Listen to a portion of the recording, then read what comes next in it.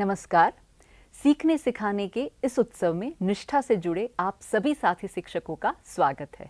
निष्ठा में आपने विद्यालय गुणवत्ता के संबंधित अनेकों पहलुओं पर परिचर्चाएं करी होंगी। आज हम भी आपके साथ विद्यालय नेतृत्व की संकल्पना और अनुप्रयोग पर अपने विचार साझा करने आए हैं, जो कि स्कूली शिक्षा में संबंधित संशोधनों के अनुसार गुणवत्तापूर्ण शिक्षा प्रदान करने में एक बहुत ही महत्वपूर्ण योगदान देते हैं। विद्यालय नेतृत्व को वैश्विक स्तर पर विद्यालय के संपूर्ण विकास और छात्रों के अधिगम में वृद्धि के सहायक रूप में पहचाना गया है। ठीक यही बात एनसीएसएल ने भी अपने संशोधनों, कार्यों और शाला प्रमुखों के साथ अपने अनुभवों में भी पाई है। विद्यालय को रूपांतरित करने में विद्यालय प्रमुखों की भूमिका बेहद महत्वपूर्ण है, जो विद्यालय के शिक्षण अधिगम संबंधी परिणामों में सुधार हेतु अपना महत्वपूर्ण योगदान देते हैं।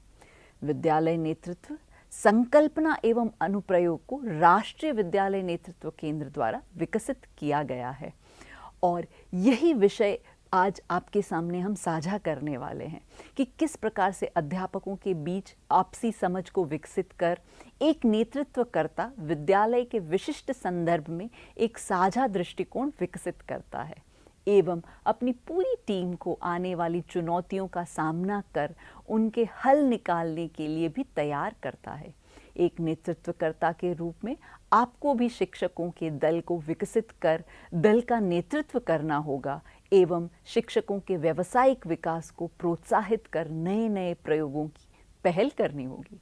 इतना ही नहीं, एक विद्यालय प्रमुख की अनेकों भूमिकाओं में से सबसे महत्वपूर्ण है एक अकादमिक नेतृत्वकर्ता के रूप में शिक्षण अधिगम प्रक्रियाओं का नेतृत्व करना।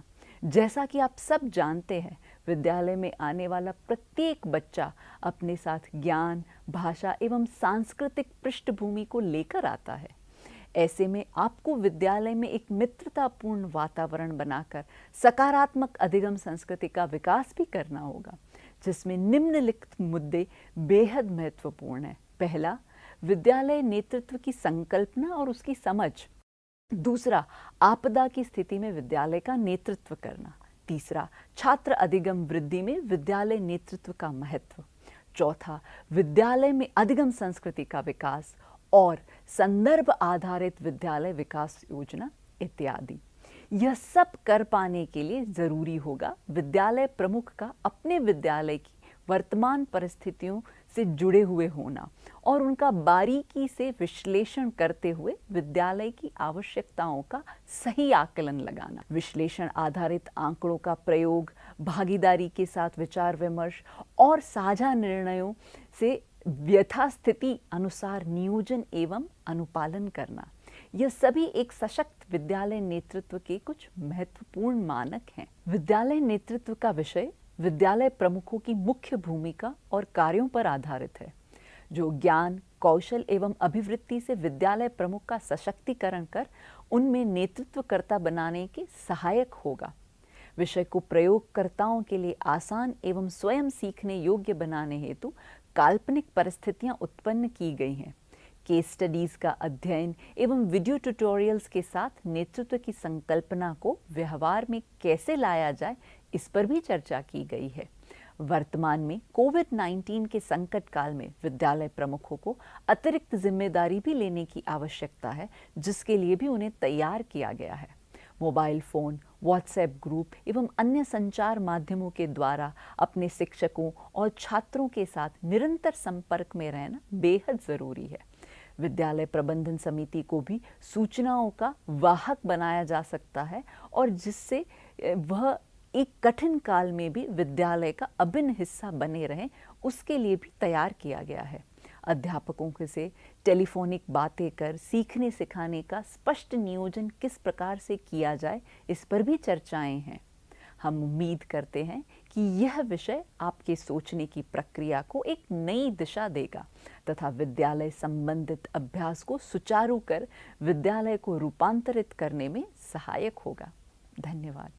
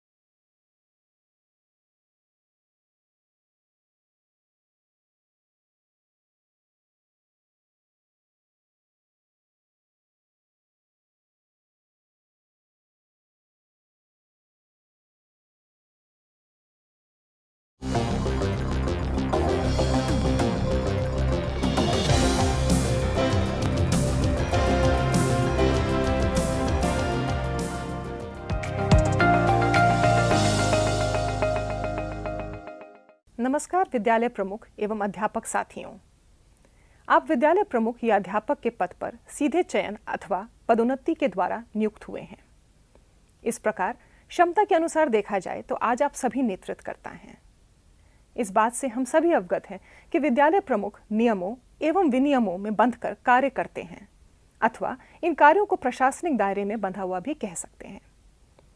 कभी कभी ऐसी परिस्थितियां उत्पन्न हो जाती हैं जब प्रशासनिक दायरे में रहकर अतिरिक्त पहल करने की आवश्यकता महसूस होती है।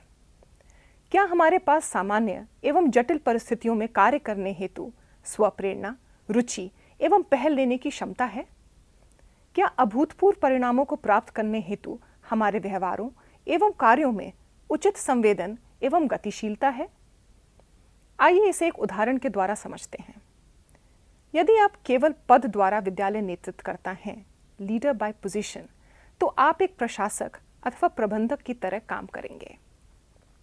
विद्यालय निर्बाध रूप से चले यह सुनिश्चित करना आपकी प्रमुख भूमिका होगी। कक्षाएं नियमित और सुचारू रूप से चलाना, प्रशासनिक और वित्तीय रिकॉर्ड बनाए रखना आदि ये आपके मुख्य कार्य होंगे। ऐसा भी हो सकता है कि विद्यालय प्रमुख कुछ चयनित अध्यापकों के साथ काम करें या उन छात्रों पर ही ध्यान दें जो कि अकादमिक रूप से बहुत अच्छा निष्पादन कर रहे हैं। यह भी हो सकता है कि एक प्रशासनकर्ता के रूप में विद्यालय की दैनिक अथवा अचानक उत्पन्न हुई विषम परिस्थितियों के ऐसे हल आप निकाल लेते हों जो वर्तमान में तो समस्याओं का निवारण हो जाए, परंतु उन हलों का विद्यालय व्यवस्था में कोई दीर्घगामी योगदान न बन पाए।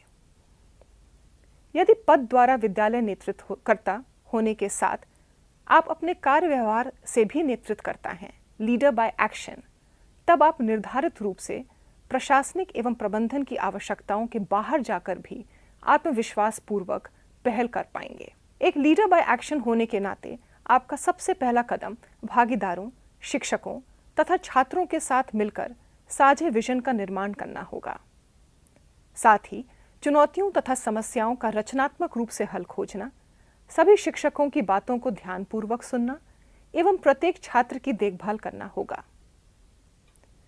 एक नेतृत्वकर्ता के रूप में आपका व्यवहार समानुभूति व आत्मविश्वास से परिपूर्ण होना चाहिए। अपने विद्यालय की वर्तमान परिस्थितियों का कुशलतापूर्वक आकलन करने हेतु एक लीडर बाय एक्शन के रूप में आपके पास अपेक्षित ज्ञान, कौशल एवं अभिवृत्ति होनी चाहिए। आप विद्यालय की वर्तमान परिस्थितियों का निम्नांकित मापदंडों के आधार पर विश्लेषण कर सकते हैं। पहला, भौतिक संसाधन। दूसरा, शिक्षकों की प्रभावोत्पादकता। तीसरा, छात्रों का अधिगम स्तर।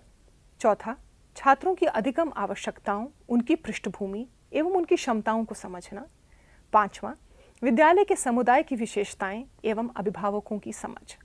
यह विश्लेषणात्मक प्रक्रिया आपको इस बात की विस्तृत जानकारी देगी कि आपके विद्यालय की वर्तमान परिस्थिति क्या है एवं विद्यालय के प्रत्येक छात्र के लिए न्याय संगत एवं गुणवत्तापरक शिक्षा प्रदान करने हेतु आपको अपने विद्यालय को कहां तक लेकर जाना है।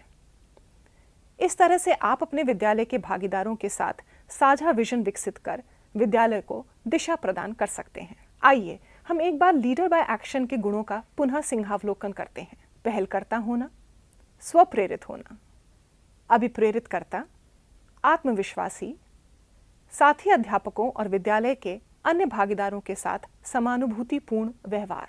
अध्यापक नेतृत्वकर्ता अथवा विद्यालय नेतृत्वकर्ता के रूप में इस यात्रा का प्रारंभ बहुत दृढ़ता, साहस, जोश और निरंतरता की मांग करता है।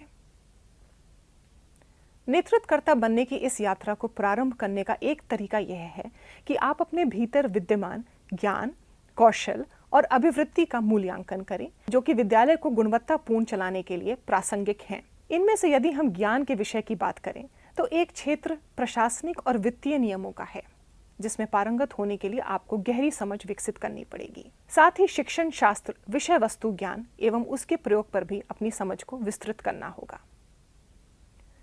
कौशल के क्षेत्र में आपको संवाद, निर्णय लेने की क्षमता, समस्याओं का समाधान एवं आईसीटी संबंधी तकनीकों में भी दक्षता हासिल करनी पड़ेगी। इन तीनों में सबसे महत्वपूर्ण है नई अभिवृत्तियां अथवा दृष्टिकोण विकसित करना जो आपको एक अग्र सक्रिय नेतृत्वकर्ता बनाती हैं, जैसे कि सकारात्मक सोच, पहल करना, सहयोगात्मक अभिवृत्ति।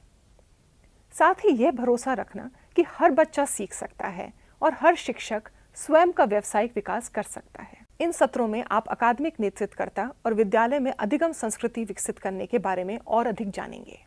एक विद्यालय नेतृत्वकर्ता एवं अध्यापक नेतृत्वकर्ता के रूप में अपनी क्षमताओं व दक्षताओं को विकसित करने के बारे में यह कार्यक्रम आपको विशद रूप से सहायता करेगा। धन्यवाद।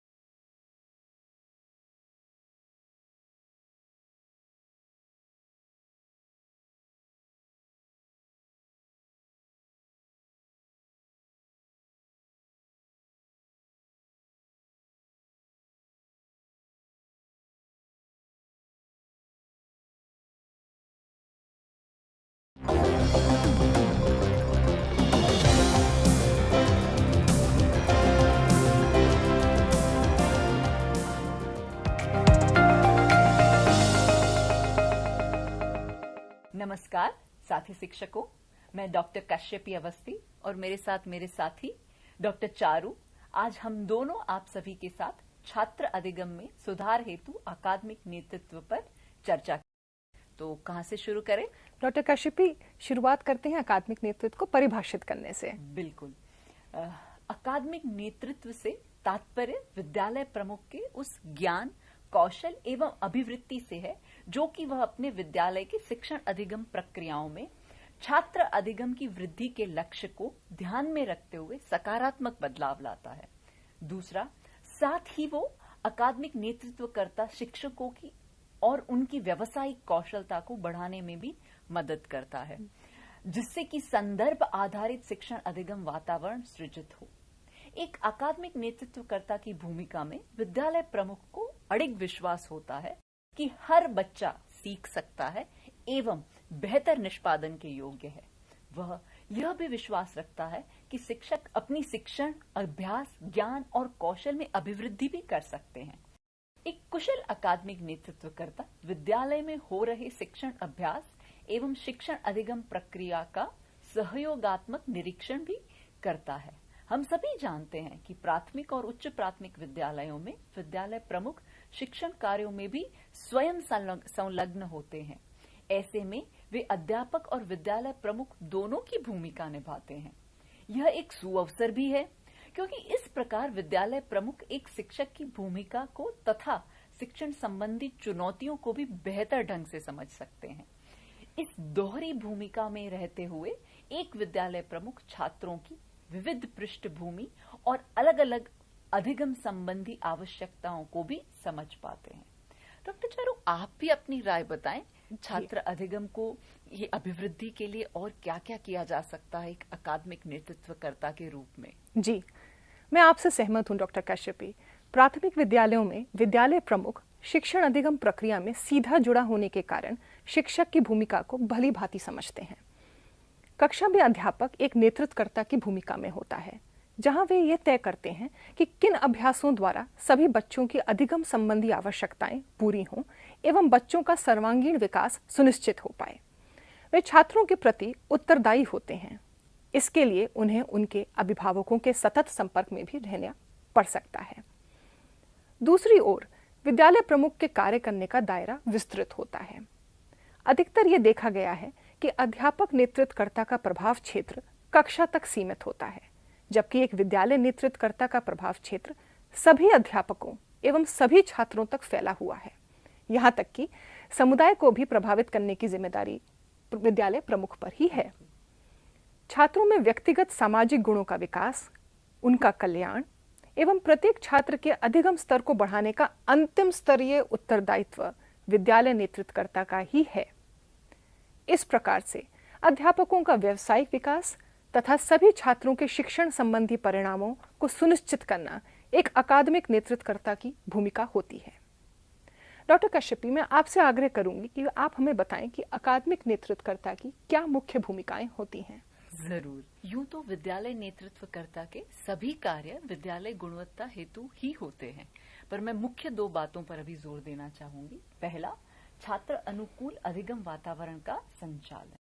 इसमें विद्यालय प्रमुख की यह प्राथमिक जिम्मेदारी है कि वह एक प्रभावशाली अकादमिक नेतृत्वकर्ता के रूप में विद्यालय में सीखने के लिए जीवंत वातावरण तैयार करे, जिसके लिए प्रिंट समृद्ध विद्यालय एवं कक्षा वातावरण और रोचक शिक्षण अधिगम सामग्री का प्रयोग। दूसरा, इसके अतिरिक्त स्वयं के साथ साथ शिक्षकों के सूचना और संचार प्रौद्योगिकी कौशल को विकसित करना, पाठ्य पुस्तकों से परे जाकर बच्चों को प्रकृति और बाहरी दुनिया से जोड़ना, बाल केंद्रित शिक्षण प्रक्रिया तैयार करना, अभिभावकों और समुदाय के साथ संवाद बनाए रखना आदि अनेकों तरीके हो सकते हैं जिससे बच्चों का अधिगम एवं सर्वांगीण विकास हो सके। दूसरा जो महत्वपूर्ण अकादमिक नेतृत्वकर्ता का कार्य है या उनकी जो भूमिका है वो है अध्यापकों को अकादमिक सहयोग प्रदान करना। अकादमिक नेतृत्वकर्ता की भूमिका केवल भौतिक सुविधाएं उपलब्ध करवाने से सीमित नहीं है, अपितु अध्यापकों को छात्रों की भावनात्मक, संज्ञात्मक और भाषिक विविधता के कारण उत्पन्न होने वाली समस्याओं के संदर्भ में अकादमिक सहयोग प्रदान करना भी है।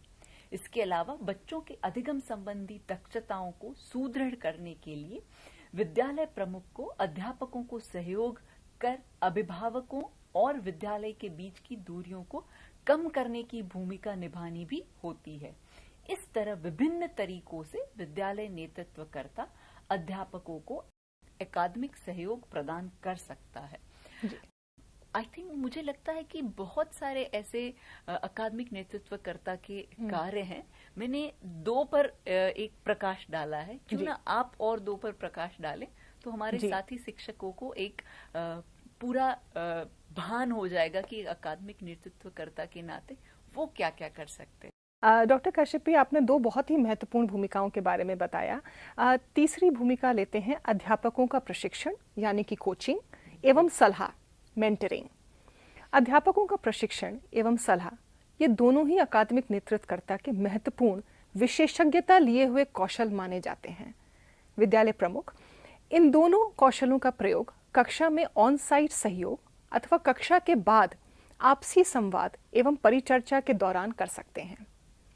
ऐसा पाया गया है कि ये दोनों ही कौशल समय के साथ विकसित किए जा सकते हैं, जिसके लिए विद्यालय प्रमुख अध्यापकों के साथ एक विश्वासपूर्ण माहौल का निर्माण करते हैं और आपसी संवाद कायम करते हैं। विद्यालय प्रमुख और अध्यापकों के बीच संवाद का उद्देश्य अध्यापकों की व्यावसायिक योग्यता को सशक्त करना होता है। इस प्रक्रिया में विद्यालय प्रमुख के भी ज्ञान, कौशल और अभिवृत्ति का विकास होता है। अकादमिक नेतृत्वकर्ता के द्वारा अध्यापकों का प्रशिक्षण एवं सलाह छात्रों के अधिगम पर सकारात्मक प्रभाव डालता है। आइए देखते हैं चौथी भूमिका क्या है। साथी अध्यापकों के साथ मिलकर विद्यालय शैक्षणिक दिनदर्शिका यानी कि कैलेंडर का निर्माण। विद्यालय एक ऐसा स्थान है जहां शैक्षणिक वातावरण व प्रक्रियाओं की रूपरेखा बनाकर उसे व्यवहार में लाया जाता है। इसमें अनेक प्रक्रियाएं शामिल हैं, जैसे कि पाठ्यक्रम का नियोजन, खेलकूद, रंगमंच, कला एकीकृत गतिविधियां इत्यादि।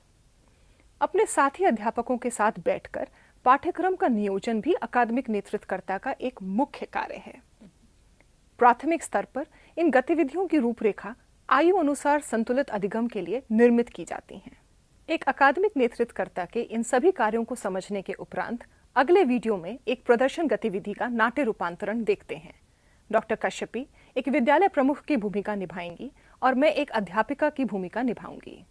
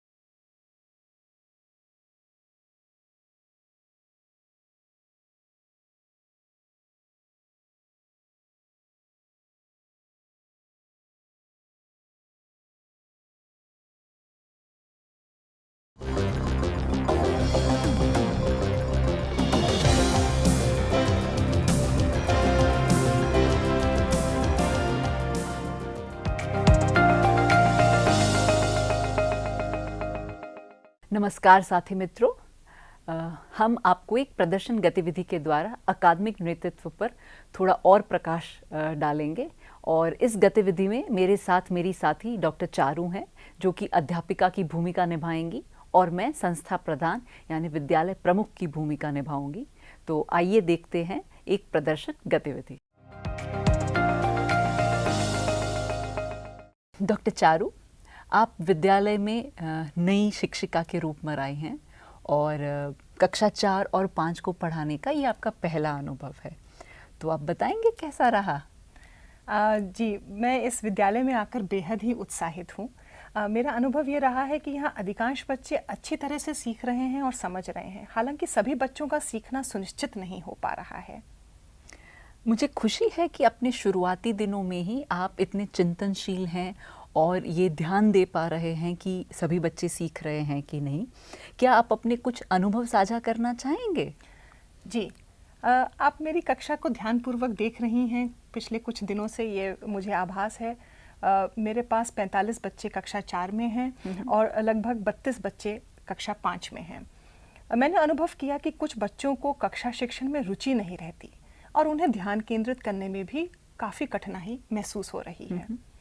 यद्यपि कक्षा शिक्षण अधिगम प्रक्रियाओं के लिए मैं अनेक विधियों का प्रयोग करती हूँ, जैसे समूह गतिविधि, अभिनय, नाटक इत्यादि। मैं उन्हें बाहर प्रकृति में भी ले जाने का प्रयास करती हूँ, परंतु फिर भी कुछ बच्चे इन सब में शामिल नहीं हो पाते। जब मैंने इन बच्चों से अनौपचारिक रूप से बात की तो 2 बातें सामने निकल कर आईं। पहली बात यह है कि उनकी बोलचाल की भाषा कक्षा की भाषा से भिन्न है। कोई क्षेत्रीय भाषा है जो उनके घर में बोली जाती है। बच्चों ने मुझे यह भी बताया कि उनके घर में मोबाइल फोन का और टीवी का काफी इस्तेमाल होता है, जो वो खाली समय में उसमें जुड़े रहते हैं। तो जैसा कि मैं समझ पा रही हूँ, आप कक्षा में 2 गंभीर मुद्दों का सामना कर रही हैं। एक भाषाई विभिन्नता और दूसरी बच्चों का अत्यधिक मोबाइल और टीवी के साथ जुड़ाव होना। जी। और ये दोनों बातें कहीं ना कहीं बाधक हो रही हैं सीखने सिखाने की प्रक्रिया में। तो क्या आपने इन समस्याओं पर कोई गौर किया है या इनके हल को निकालने के लिए आपने कुछ तैयार किया है अपने आप को? जी, आप बिल्कुल ठीक कह रही हैं। मैं कक्षा में इन्हीं 2 मुख्य समस्याओं से जूझ रही हूँ। पहली भाषाई विभिन्नता की समस्या, दूसरी गैर पारंपरिक संसाधनों का प्रयोग कर पाने की असमर्थता, मेरी असमर्थता। मैंने नई कार्यनीति प्रयोग करने के बारे में सोचा है। मुझे समुदाय के साथ बात करने की आवश्यकता है कि वे मुझे कुछ दिनों के लिए एक सह अध्यापक के रूप में किसी व्यक्ति को उपलब्ध करा दें जो क्षेत्रीय भाषा बोलता हो। दूसरा, मैं स्वयं सूचना और संचार प्रौद्योगिकी के कुछ ऐसे अवसर तैयार कर रही हूँ जिससे बच्चे मोबाइल फोन और कंप्यूटर के माध्यम से भी पाठ्य पुस्तकों की अवधारणाओं को रुचिकर रूप से समझ सकें और आपसी सहयोग से ज्ञान का सृजन कर सकें। मैं बेहद प्रसन्न हूँ कि आपके पास इन समस्याओं के इतने रुचिकर हल हैं। आपकी बात में भी मैं कुछ और जोड़ना चाहती हूँ। आप अपनी कक्षाओं को बच्चों के साथ स्वयं प्रभा चैनल के किशोर मंच, चैनल नंबर 31 और श्रव्य माध्यम रेडियो पर ज्ञानवाणी भी सुन सकती हैं। क्या आपको आपकी कक्षा के बच्चों के शिक्षण अधिगम को प्रभावशाली बनाने के लिए किसी और मदद की ज़रूरत है? जी, अगर मुझे बगल के विद्यालय के शिक्षकों के साथ जोड़ दें तो बेहतर होगा। उन्होंने बेहद ही रचनात्मक, नवाचारी पाठ्य सहायक सामग्री बनाई है। मैं उनसे बहुत कुछ सीख सकती हूँ। अवश्य, मैं भी हमारे साथी विद्यालय के प्रमुख से बात करती हूँ और मुझे बहुत अच्छा लगा कि आप आसपास के विद्यालयों में क्या हो रहा है उसके बारे में भी मालूमात रखती हैं और सीखना चाह रही हैं।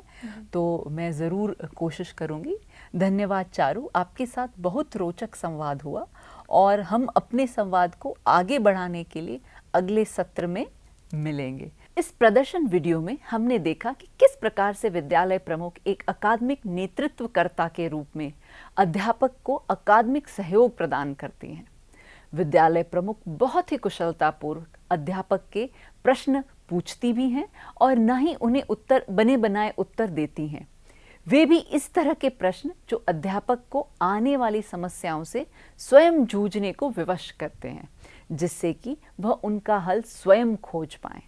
इस गतिविधि में आपने देखा कि विद्यालय प्रमुख कुछ सुझाव भी देती हैं, परंतु महत्वपूर्ण बात यह है कि पूरे संवाद में विद्यालय प्रमुख अध्यापक को एक स्वतंत्र एवं समालोचनात्मक चिंतन के लिए प्रेरित करती हैं, जिससे कि अध्यापक अपने व्यावसायिक विकास का स्वामित्व स्वयं कर सके। देखा जाए तो सहयोग, अध्यापकों का प्रशिक्षण एवं सलाह और यह सुनिश्चित करना कि सभी छात्रों के लिए अधिगम स्तर व शिक्षण अधिगम प्रक्रियाएं बेहतर हों, ये सभी अकादमिक नेतृत्व के अहम घटक माने जाते हैं।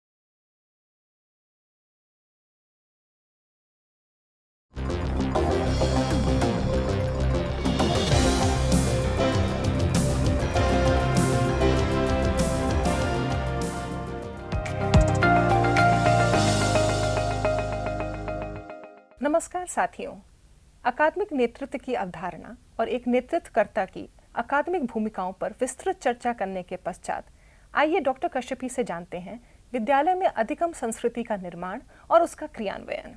अब इसे विद्यालय के संदर्भ में देखें। विद्यालय का मुख्य लक्ष्य क्या है? निस्संदेह हम सब यह मानेंगे कि सीखना और सिखाना ही विद्यालय का मुख्य लक्ष्य है। और यह सीखना सिखाना किसके लिए है? क्या यह विद्यार्थियों तक सीमित है? क्या यह शिक्षकों और समुदाय के लिए नहीं हो सकता? शायद हम सब इस बात को मानेंगे कि जब तक सिखाने वाला खुद नहीं सीखता तब तक सिखाना बेहद सीमित प्रक्रिया बनकर रह जाएगी। इसलिए बात अगर सीखने की हो तो विद्यालय एक ऐसा स्थान बने जहां बच्चों के साथ शिक्षक, समुदाय के साथ विद्यालय प्रमुख सभी लगातार सीखते रहें, कभी स्वतंत्र रूप से और कभी सहयोगात्मक रूप से। विद्यालय की अधिगम संस्कृति को एक ऐसे वातावरण के रूप में परिभाषित किया जा सकता है जो प्रगतिशील मानसिकता को बढ़ावा दे, अध्यापक, छात्रों एवं विद्यालय प्रमुखों को न सिर्फ पाठ्य पुस्तकों बल्कि अन्य स्रोतों से भी सीखने को प्रेरित करे एवं एक दूसरे के साथ सहयोगात्मक अधिगम को प्रोत्साहित करे। और यही बनाता है एक विद्यालय का संस्कार या अधिगम संस्कृति। तो आइए विद्यालय अधिगम संस्कृति को इस समझ के अनुसार परिभाषित करने की कोशिश करते हैं। किसी भी विद्यालय को अधिगम संस्कृति आधारित विद्यालय तब कहा जा सकता है जब वहां पर निम्नलिखित वस्तुएं देखने को मिले, जैसे प्रगतिशील मानसिकता को बढ़ावा देना, दूसरा निरंतर सीखते रहने के लिए एक दूसरे को प्रेरित करना, तीसरा सहयोगात्मक अधिगम को प्रोत्साहित करना, चौथा निरंतर चिंतनशील रहने का स्वभाव बनाना और विद्यालय मासिक नियोजन में भी चिंतनशील गतिविधियों को बढ़ावा देना। तभी विद्यालय एक ऐसा गतिशील स्थान बनेगा जहां शिक्षक और विद्यार्थी, विद्यालय प्रमुख और समुदाय निरंतर सीखते रहेंगे और जो सीखा है उसे पुनर्नवीकृत भी करते रहें। अब आप सबों के मन में होगा कि हम अपने विद्यालय को अधिगम संस्कृति आधारित कैसे बनाएं? तो विद्यालय में अधिगम संस्कृति के निर्माण के मुख्य बिंदु कुछ इस प्रकार से हैं।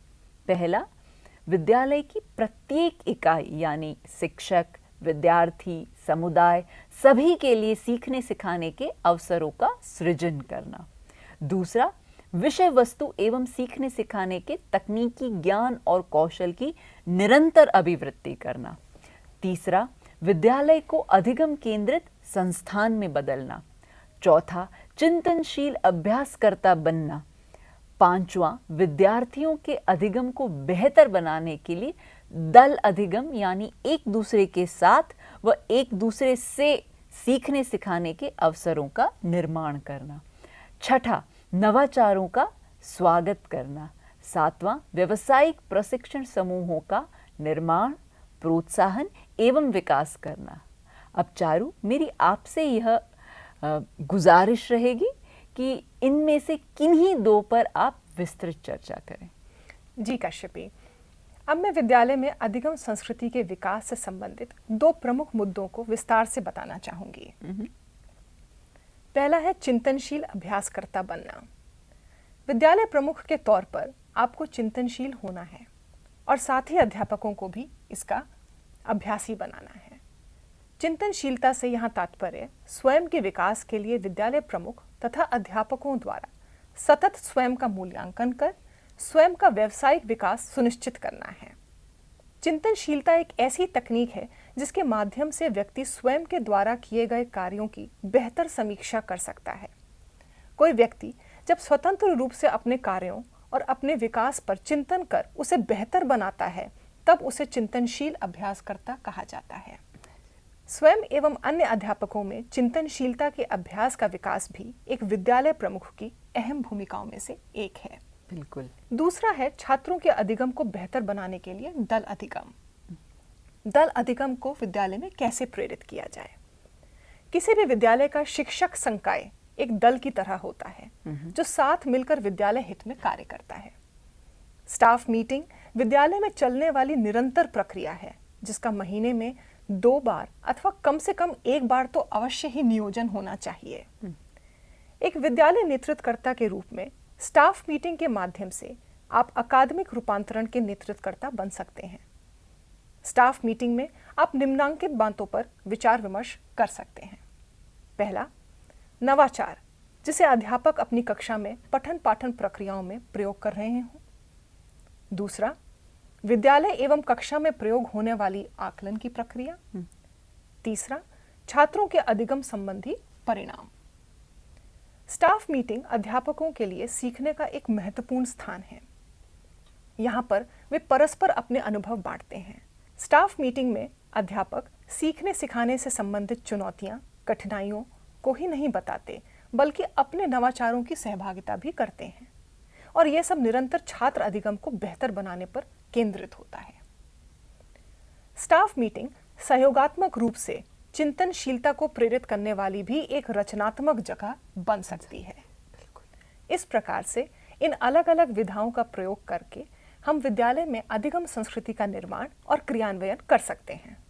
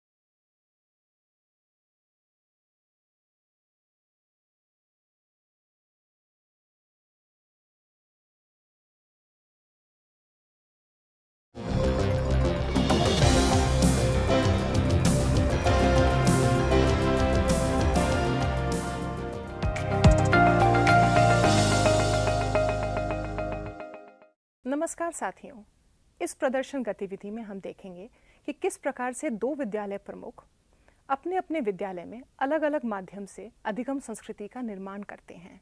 इस पर वो दोनों चर्चा करेंगे। नमस्ते कश्यपी। नमस्ते। मैंने सुना है कि आपने अपने विद्यालय में बहुत सारे नए परिवर्तन लाए हैं। मैं भी अपने विद्यालय का रूपांतरण करना चाहती हूँ। इस संदर्भ में आपसे पूछना चाहूंगी कि विद्यालय में आपने किन चुनौतियों का सामना किया और आपका क्या दृष्टिकोण रहा? उत्साहवर्धन के लिए धन्यवाद चारू। यूं तो जब 8 महीने पहले मेरी इस विद्यालय में नियुक्ति हुई तो विद्यालय में कोई विशेष समस्याएं नहीं थी। पर्याप्त मात्रा में संसाधन थे, शिक्षक भी थे, सब कुछ ठीक चल रहा था। सीखने सिखाने की भी समस्याएं नहीं थी। पर इस ठीक से दिखने वाले विद्यालय से मुझे थोड़ा असंतोष था और मुझे ऐसा लग रहा था कि कहीं प्रगतिशीलता और विद्यालय को निरंतर अग्रसर होते हुए नहीं देख पा रही हूँ, जो कि मेरी एक चाह थी, वो कहीं नहीं हो पा रहा था। और यूं कहूं तो निरंतर सीखते रहने की अभिवृत्ति की कहीं मुझे कमी महसूस हो रही थी। जैसे मेरे ही कुछ सवालों के मेरे ही पास जवाब ना हो। जैसे क्यों मेरे सभी बच्चे सीख रहे हैं या नहीं सीख रहे हैं? क्या मेरे सभी शिक्षक अपने ज्ञान और कौशल को निरंतर संवार रहे हैं? क्या सभी एकनिष्ठ होकर एक ही ध्येय की ओर अग्रसर हैं? बस ऐसे ही कुछ सवाल लेकर मैं चली थी। ये वास्तव में तो बहुत ही चुनौतीपूर्ण रहा होगा। आपने कैसे शुरुआत करी? आपके मन में क्या आया? यहीं से मेरे मन में एक बदलाव के लिए जो सबसे महत्वपूर्ण बात होती है वो ध्यान आई, और वो है संस्कृति का पुनर्निर्माण। एक अधिगम केंद्रित संस्कृति का निर्माण तो मैंने शिक्षकों और विद्यार्थियों को अनौपचारिक रूप से वे क्या सीख रहे हैं, उन्हें आज क्या कक्षाओं में रोचक लगा, पढ़ने पढ़ाने की, सीखने सिखाने की जो प्रक्रियाएं हैं, आज जो उन्होंने सीखा अगर उनको फिर से करने का मौका मिले तो कैसे करना चाहेंगे। इस प्रकार के प्रश्नों के साथ मैंने उनसे एक अनौपचारिक वार्तालाप शुरू किया और देखते ही देखते ये हुआ कि वो रोचक सा बन गया। मैंने अपने भी कक्षा कक्ष के बारे में विद्यार्थियों एवं साथी शिक्षकों से पूछना शुरू किया, जिससे एक समानतापूर्ण वातावरण का निर्माण हुआ और जिससे शिक्षक धीरे धीरे खुलने लगे और उन्होंने मुझसे अपनी निजी और व्यावसायिक चुनौतियां भी साझा करी। उनकी निजी समस्याओं को ध्यानपूर्वक सुनने के साथ साथ मैंने व्यावसायिक चुनौतियों पर भी उनका ध्यान केंद्रित किया और नेतृत्वकर्ता की भूमिका निभाते हुए मैंने पाया कि विद्यालय का वातावरण धीरे धीरे परिवर्तित हो रहा है। हमारी स्टाफ मीटिंग सहयोगात्मक दल अधिगम में परिवर्तित होने लगी। वहां हम किताबें पढ़ते, अपनी चुनौतियों पर बात करते और अपने अनुभव साझा करते। एक दो बार मैंने अपने पूर्व विद्यालय के 2 अध्यापकों को भी अपनी स्टाफ मीटिंग में बुलाया।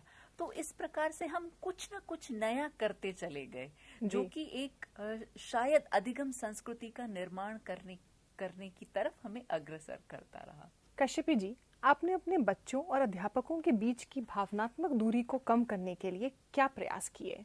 मैंने ध्यान दिया कि कक्षाओं में और प्रार्थना सभा में कुछ ही बच्चे भाग ले रहे हैं और अधिगम संस्कृति के विकास के लिए ये जरूरी है कि प्रत्येक बच्चा हर प्रवृत्ति में भाग ले, और इसलिए इस बात पर मेरी और शिक्षकों के बीच में सहमति बन गई और हमने ये कोशिश करी कि सभी बच्चों को समान अवसर मिले। तो शिक्षकों ने ये किया कि उन्होंने एक कदम पीछे खींचा और बच्चों को आगे किया, और मैंने ये भी किया साथ साथ में कि बच्चों की उम्र और रुचि को ध्यान में रखते हुए कक्षा कक्ष में ही किताबों का इंतजाम करना और एक ऐसा वातावरण बनाना जिसमें बच्चे और शिक्षक साथ में मिलकर के पढ़ें। एक और बात, मैंने सुना है कि तुमने भी अपने स्कूल में समुदाय के साथ बहुत काम किया है, तो मैं भी जानना चाहूंगी कि आप किस प्रकार से अपने स्कूल में समुदाय के साथ मिलकर काम करते हैं। मैंने ध्यान दिया कि बार बार याद दिलाने के बाद भी विद्यालय प्रबंधन समिति के लोग विद्यालय नहीं आते थे। मैंने और मेरे साथी अध्यापकों ने तब ये तय किया कि हम समिति की मीटिंग शाम को गांव में उनकी सुविधा के अनुसार करेंगे। हमने उनकी कम उपस्थिति और विद्यालय न आने के कारण जानने की कोशिश की। तब हमने ये पाया कि पूर्व में उनकी बातों को अधिक नहीं सुना गया और उन्हें कभी पर्याप्त महत्व भी नहीं मिला।